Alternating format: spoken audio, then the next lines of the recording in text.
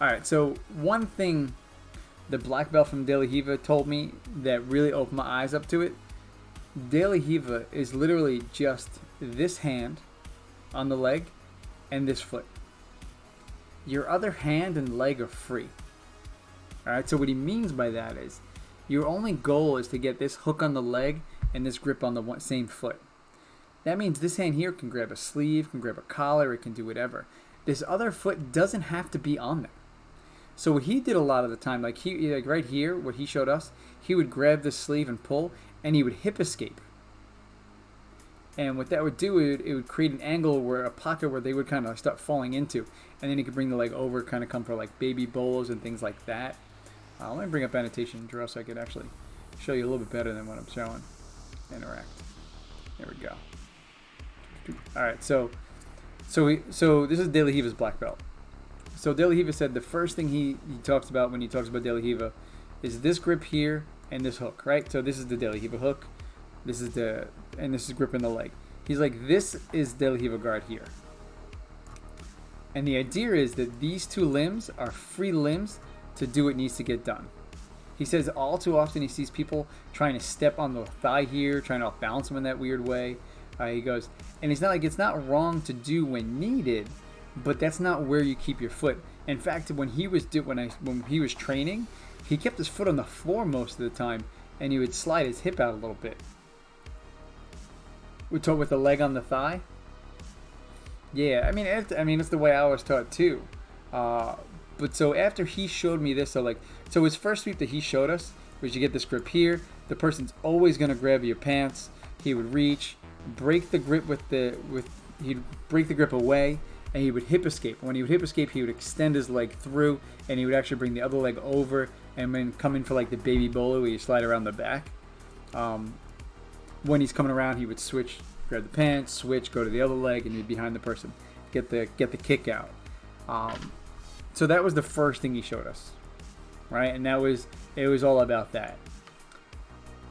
All right, so and that opened my eyes a lot. So now let's talk a little bit about Rafa Mendes, right? So Rafa didn't care if somebody grabbed this grip. All Rafa wanted to do was grab the shoulder. So for Rafa, it was he'd let them hold this leg, but he would pull this shoulder down as far as he can. So he would reach and grab the shoulder. Now, if you watch Rafa back in the day, he'd reach for the belt. So he just wanted this arm on the belt, and once they would go to lean down, he would grab the shoulder. And then for him, because he wanted all the weight on this leg. So clear this here.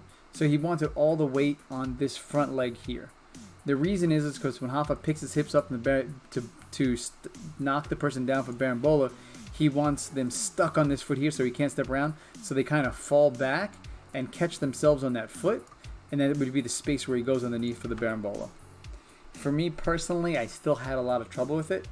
But what I'd end up doing to practice it, I would get my De La Riva. I'd actually grab their other sleeve. I'd leg lasso it. From the leg lasso, I'd tip them once this way, pull them back to their butt, and then I'd Barambola it underneath. And that actually helped me get the sensation of Barambola, so now I do understand better how to roll underneath somebody.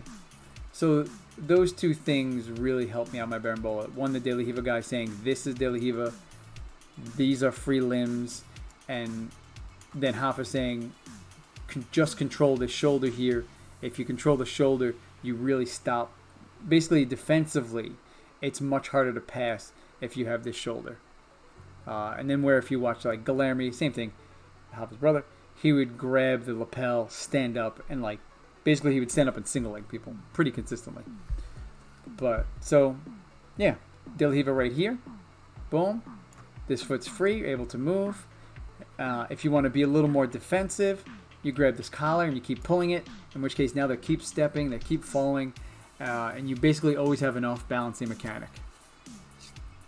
Again though, both of them, this leg here, do what needs to get done. Sometimes you're pushing, sometimes you're butterfly hooking and kicking them over this way, sometimes you're hip escaping to come behind them. So De La Riva.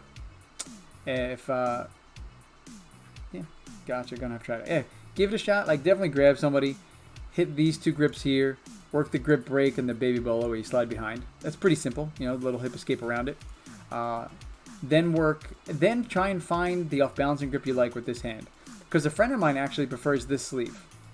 That's all he ever grabs. He only grabs his sleeve. And it's solid. He off-balances people, tips them over, looks for like tripod sweeps, nothing crazy. Not looking for bolos. But gets up, uses it very effectively and defensively. It's very hard to pass his guard with it. Again, Hoffa's grabbing here. Personally, I often switch to reverse de la Riva, whereas like I'll switch the hand underneath, and then this hand comes out, and I use that for other things.